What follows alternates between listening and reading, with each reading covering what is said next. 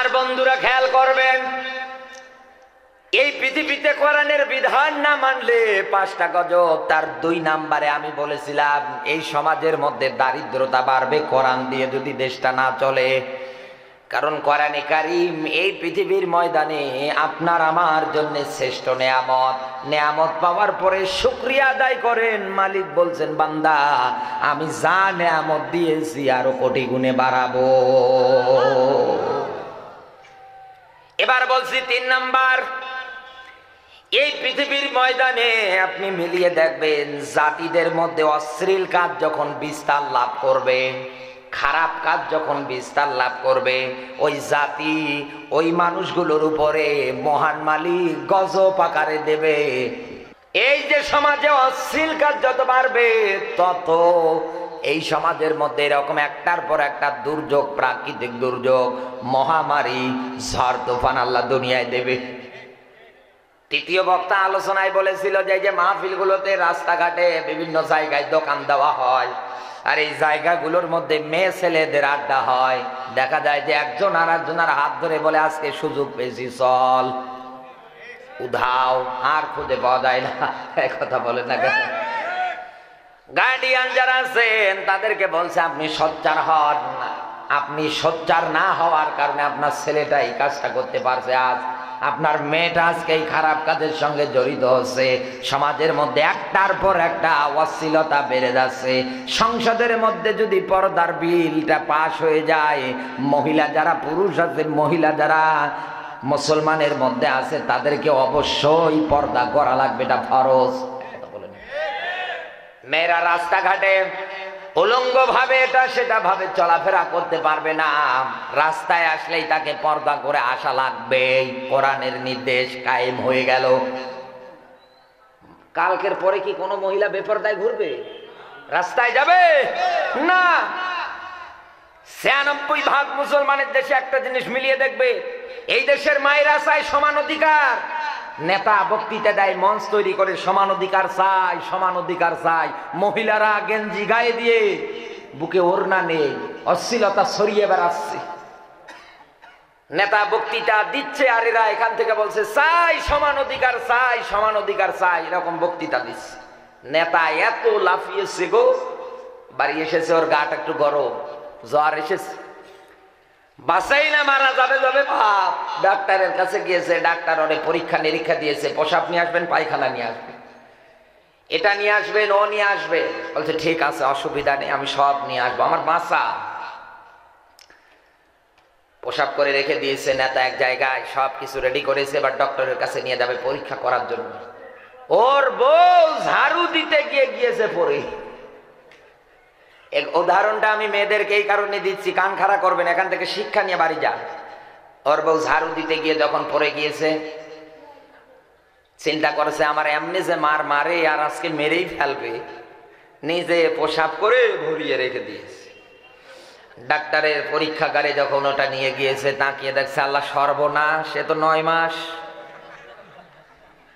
ডাক্তারের কাছে রিপোর্ট বের হয়ে এসেছে, আসার পরে নেতা সামনে ডাক দিয়ে বলে স্যার এ কি দেখছি আমি? বলছে কি হয়েছে, আমার কি জটিল রোগ, আমি কি বাঁচবো না? বলছে স্যার বলতেও পারছি না আপনার কাছে, রাগ করবেন না তো? বলছে না রে বল কি হয়েছে আমার। বলছে স্যার আপনার কেবল 9 মাস। বলে 9 মাস মানে? বলছে হ্যাঁ এই দেখেন রিপোর্ট, আপনার 9 মাসের গর্ভবতী আপনি। নেতা এবার বউরে ডাক দিয়ে বলছে বল এদিকে আয়, সন্তান জন্ম দেওয়ার সময় কেমন কষ্ট হয় তুই আমার একটু বলতো। মহিলা মা বোন যারা আছেন, কোন দিন এই দুনিয়ার সেকুলারিজম আর কোন রাষ্ট্র শক্তি, আব্রাহাম লিঙ্কনের তৈরি করা রাজনীতি মতবাদ কোন দিন আপনাদেরকে ইসলামী নিয়ম নীতি অনুযায়ী আপনাদের যে অধিকারটা দিয়েছে, যে সম্মানটা দিয়েছে, দুনিয়ার কেউ দিতে পারবে না। আপনি সোচ্চার হন তো, সবাই এক জায়গায় ঐক্যতাবদ্ধ হন, সারিবদ্ধ হয়ে দাঁড়ান। ওয়াতাসিমু বিহাবলিল্লাহি জামিয়া, পর্দার বিধান মেনে নেন, সারিবদ্ধ হয়ে দাঁড়িয়ে যান। এরপরে ঘোষণা দেন ওয়াতুহুন্না উজুরহুন্না ফারিদা, এ বেটা বিয়ে করতে চাইলে মহরানা নিয়ে আয়। কথা বলেন না, বুক পকেটে মহরানা ভরিয়ান। এরপরে তোর কাছে বিয়ে বসবো, তা না, হাত ধরে পালিয়ে যাচ্ছে। এটার জন্য রাস্তায় বের হতে পারেন না যে আমরা মহারানা চাই, সমান অধিকার, এটা তো পরের থাক। আমরা মহারানা চাই, মহারানা না দিলে বিয়ে বসবো না। এটার জন্য সংসদের সামনে গিয়ে আন্দোলন করেন, এমপি মন্ত্রীদের সামনে কানে কানে বলে দেন আমরা এটা কার্যকর চাই। কারণ এটা হচ্ছে ইসলামী একটা ব্যাংকিং ব্যবস্থা, নারীদের একটা নির্ধারিত অ্যাকাউন্ট, যার মহারানা দেওয়ার সামর্থ্য নেই ওর বিয়েরও দরকার নেই। কত যুবকের যে বিয়ে বন্ধ হয়ে যেত গো, টেরই পেত না। সস্তা হয়ে গেছে এই দেশে, এই যে অশ্লীলতা একটার পর একটা ঝরছে।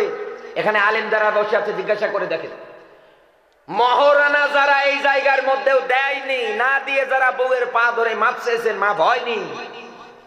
কারণ এটা নামাজ রোজার মতো ফরজ, যদি আদায় না করে মারা যান কিয়ামতে জিনাকারের কাতারে দাঁড়ানো লাগবে। সাবধান।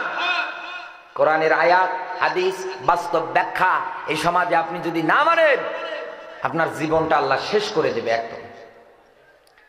আমার বন্ধুরা, রাত গভীর হয়ে যাচ্ছে, আমি সে তাড়াতাড়ি করে শেষ করে দিচ্ছি। শুধু থিওরি গুলো বলে এই পৃথিবীর ময়দানে 4 নম্বরে কেউ যদি মাপে বা ওজনে কম দিলে তাদের জন্য আমার আল্লাহ খাদ্যের যে উৎপাদন বেশি হবে এটা কিন্তু আর হবে না, আল্লাহ বন্ধ করে দেবে। তার মানে এই জমিন থেকে মহান মালিক তার বরকতটা উঠিয়ে নেবে। এরপর পরে 5 নম্বরে এই পৃথিবীর ময়দানে যাকাত দেওয়া বন্ধ হয়ে গেলে আল্লাহ আসমান থেকে বৃষ্টি বন্ধ করে দেবে। এরপরে এই পৃথিবীর ময়দানে কোরআনে কারিমের এই বিধানগুলো এরকম করে ধারাবাহিকতায় যারা অস্বীকার করবে, যারা মানবে না, এই দুনিয়ায় যারা ইসলামের পথে, কোরআনের পথে নিজে থাকবে না, আরেকজন কেউ থাকতে দেবে না, এই মানুষগুলোর কর্মের কারণে এই রকম গজব দেয় কে?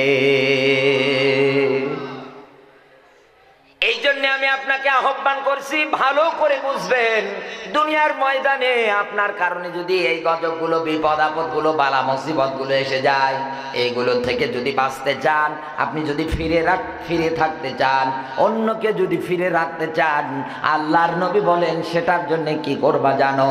ওয়ামিম্মা রাযাকনাহুম ইউনফিকুন। বলেন আল্লাহু আকবার। আল্লাহ পাক বলেন, এ বান্দা, জীবিকা নির্বাহ করার জন্য তোকে আমি যতটুকু সম্পদাদি টাকা পয়সা দিয়েছে এটা ব্যয় কর, এটা খরচ কর। কথা কার? আরো জোরে বলেন। এই জন্য আপনাকে সম্পদাদি টাকা পয়সাগুলো খরচ করা লাগবে, ব্যয় করা লাগবে। আমরা পারবো তো?